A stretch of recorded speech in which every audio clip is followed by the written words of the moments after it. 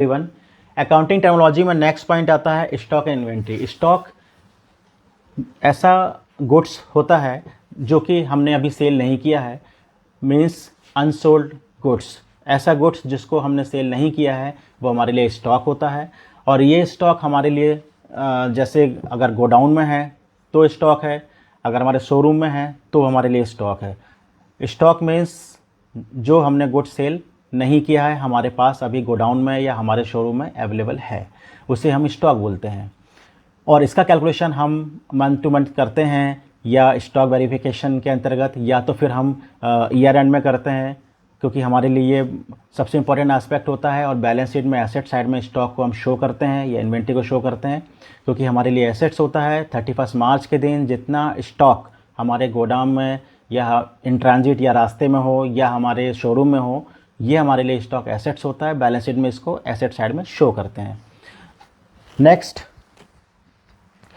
एक पॉइंट और हम इसमें समझेंगे। स्टॉक को हमने 3 पार्ट में या 3 कैटेगरी में इसको डिवाइड कर लेते हैं। एक होता है स्टॉक ऑफ रॉ मटेरियल, अगर हमारा प्रोडक्शन डिपार्टमेंट है तो stock of raw material.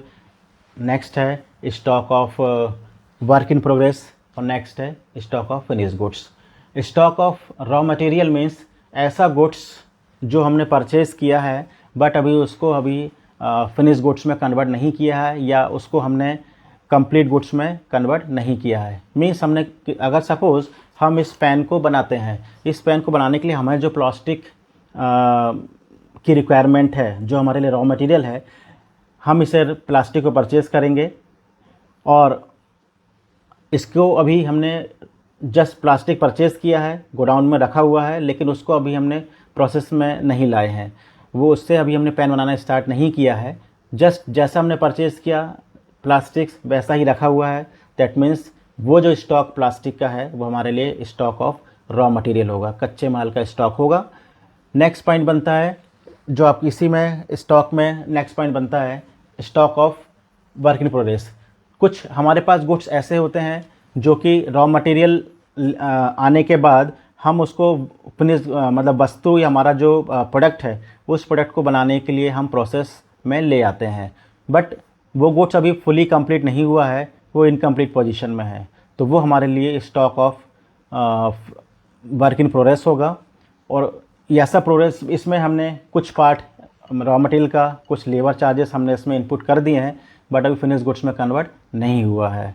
Next point इसमें आता है स्टॉक ऑफ फिनिश गुड्स। तो फिनिश गुड्स ऐसा स्टॉक होता है जो कि कंप्लीट स्टॉक माना जाता है, मीन्स रेडी फॉर सेल। मतलब हमारा जो बिज़नेस इसमें है, जिस प्रोडक्ट का हमारा बिज़नेस है उस प्रोडक्ट को हमने मैन्युफैक्चरिंग कर ली है, उसको हमने बना लिया है और बनाने के बाद वो गोडाउन में रेडी रखा हुआ है या उसको हमने शोरूम में सेंड कर दिया है या गोदाम में रखा हुआ है और हमें सिर्फ सेल करना ही बाकी है उसे, या गोडाउन से बाहर जाएगा सेल के लिए। तो ऐसा गुड्स जो फिनिश हो चुका है और जिसको हमने कंप्लीट कर लिया है, तो वो हमारे लिए स्टॉक ऑफ फिनिश गुड्स होगा। नेक्स्ट पॉइंट इसमें बनता है अकाउंट्स। अकाउंट्स को हिंदी में कहते हैं खाता।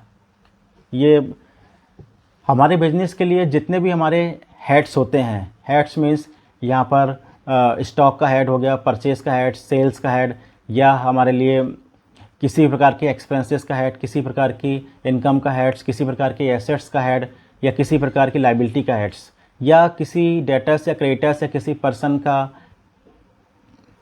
हेड, तो इसे हम अकाउंट या खाता बोलते हैं। तो जब हम अकाउंट्स को बाइफरकेट करते हैं, क्लासिफिकेशन करते हैं, वर्गीकरण करते हैं, उसमें हम एक प्रकार के नेचर के जो हमारे अकाउंट्स होते हैं उसको हम एक साइड करके और उनके लिए इंडिविजुअल अलग अलग अकाउंट्स क्रिएट करते हैं जिसमें उस पर्टिकुलर हेड से संबंधित सारी जानकारी होती है। जैसे मान लीजिए हमने मशीनरी परचेज़ की तो मशीनरी अकाउंट बनाया सेपरेट।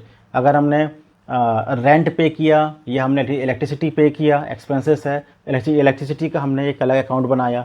अगर हमने मिस्टर एक्स को गुड सेल किया, मिस्टर वाई को सेल किया, मिस्टर जेड को गुड सेल किया, तो एक्स वाई जेड का अलग अलग अकाउंट बनेगा। और इसी प्रकार जितने भी हमारे हेड्स होते हैं, हमारी एक्टिविटीज़ के ट्रांजेक्शन्स के जो भी हेड्स होते हैं, उन हेड्स के लिए हम अलग अलग सेपरेट अकाउंट्स ओपन करते हैं जिसमें हमें एक ही जगह पर उससे रिलेटेड, उस अकाउंट से रिलेटेड सारी इन्फॉर्मेशन एक ही जगह मिल जाती है। जैसे मान लीजिए बैंक में आपका अकाउंट होगा, बैंक में आपके अलावा और भी कस्टमर्स के अकाउंट्स होंगे, लेकिन हर पर्सन का, अकाउंट होल्डर का अकाउंट वो अलग अलग मेंटेन करते हैं, और उसमें उस अकाउंट होल्डर से रिलेटेड सारी इन्फॉर्मेशन एक ही जगह मिल जाती है, एक खाते में मिल जाती है। तो हम ये कह सकते हैं कि अकाउंट्स सभी के अलग अलग होते हैं,